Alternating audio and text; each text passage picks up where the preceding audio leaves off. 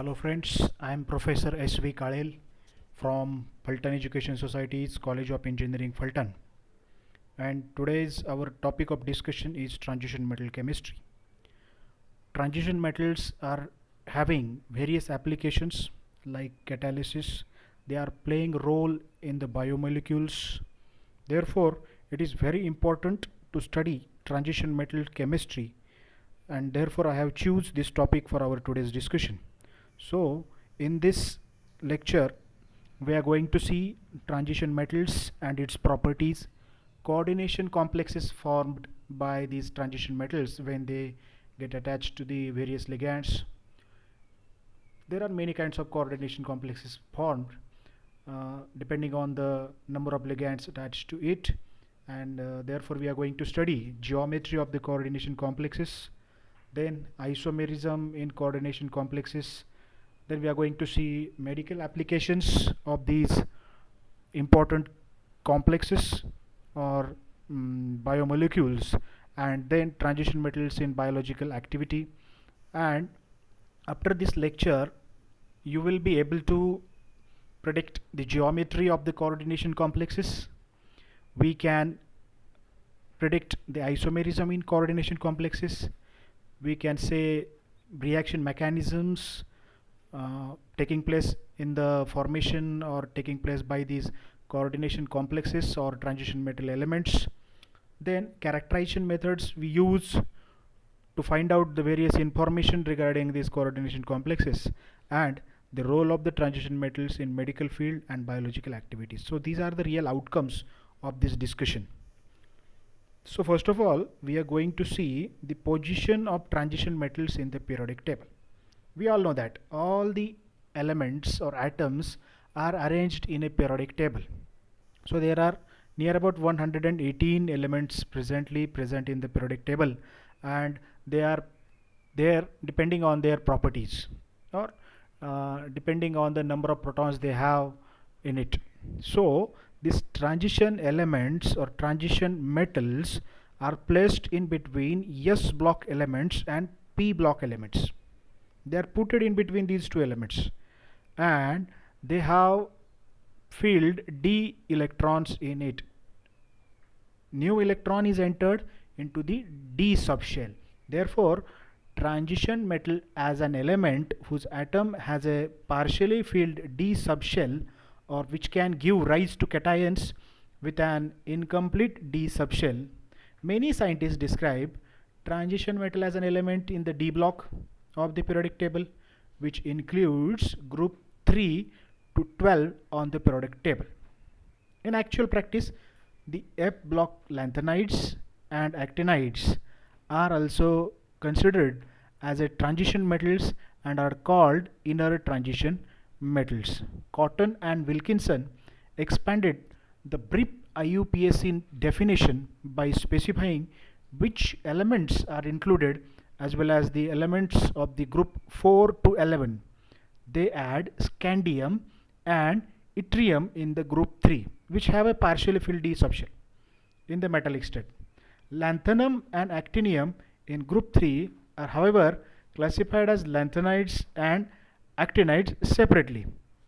So the position of the transition elements is very important. They are placed in between S block elements, D block elements and A block elements, and their electrons are entered into the D subshell. Therefore they are called as a transition metals.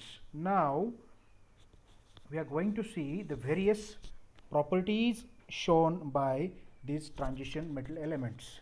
These transition metal elements show various oxidation states. For example, iron can be present, Fe, iron can be present in +2 oxidation state, can be present in +3, or can be present in more than that also. Manganese shows +7 oxidation state. So these kind of variable oxidation states are shown by these transition elements. The transition metals do not show trends in group properties, unlike group 1 and group 7, which do show trends. Transition metals have similar properties, and some of these properties are different from those of the metals in group 1. So some of the properties of the transition metals are They are good conductors of heat and electricity. Okay, they can be hammered or bent into shape easily. Okay, they have high melting points, but mercury is a liquid at room temperature. They are usually hard and tough. They have high densities. So these are the various properties which are shown by transition elements. Along with that, transition element shows magnetic properties. They are paramagnetic, they are ferromagnetic, they are diamagnetic. Also, these transition elements show color when they are found in complexes. Various colors are shown. They show some biological activities. These transition elements are also present in some biomolecules. For example, iron is present in hemoglobin, copper is present in hemocyanin, cobalt is present in vitamin B12. These are the various biological activities or biomolecules formed by, or in those biomolecules, the role of the transition metal is very important. These transition elements have applications in the medical field also. For example, in the radio imaging, magnetic resonance imaging, positron emission tomography, PET CT scan. Also, we have the activities shown by the transition elements. So these are the various properties shown by the transition elements. The transition metals have also some chemical properties. They are less reactive than alkali metals such as sodium. They form colored ions of different charges. For example, iron in +2 will show a different color, and in another oxidation state will show a different color. Some are very unreactive, silver and gold. These are the transition metals, but they are very unreactive. And the most important property of these transition elements is they are used in the catalysis. They are used as a catalyst to promote any chemical reaction. Catalysts are used, and these transition elements are good catalyst. They are having various applications in catalysis field also. Now we are going to see complex compounds or coordination compounds. How this is formed? When a positively charged metal atom get attached to negatively charged ligand. A ligand is an electron donor species. Here we can see one complex K4FeCN6. In this complex, Fe is a metal atom which is positively charged. We can call it as a central metal atom. And Cn minus ion, cyanide ion, it is a ligand. It is having negative ion. This FeCN6 is called as a coordination pair, and a positive K4 ion is also, potassium is also attached to it. It is called as a positive ion. And iron is called as a central metal ion. And cyanide ions, Cn minus, there are 6 number of cyanide ions. This 6 is called as a coordination number. So we can say that number of ligands attached to the central metal atom directly called as a coordination number of that central metal atom. So ligands are the Lewis bases. Why these called as a Lewis bases? Because they are electron donor. C is electron donor for cyanide to Fe.